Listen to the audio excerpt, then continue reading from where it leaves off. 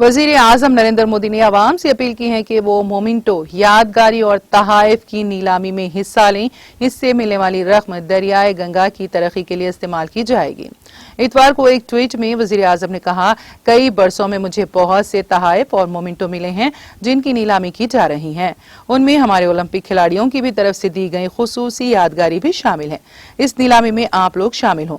इससे हासिल होने वाली रकम नीलामी गंगे स्कीम के लिए इस्तेमाल की जाएगी। उन्होंने ट्वीट के साथ एक वीडियो भी शेयर की है जिसमें हाल ही में खत्म होने वाले ओलंपिक्स खेलों के बाद खिलाड़ियों की जानिब से उन्हें ये यादगारी देते हुए नजर आ रही हैं। काबिल जिक्र है कि मरकजी वजारत सकाफत वजीर आजम की तरफ से मौसूल होने वाले तहाइफ और मोमेंटों की ऑनलाइन नीलामी कर रही है। वजीर आजम की सालगिरह पर शुरू होने वाली ये नीलामी 7 अक्टूबर तक जारी रहेगी। नीलामी के अमल में तकरीबन 1300 तहाइफ शामिल किए गए हैं।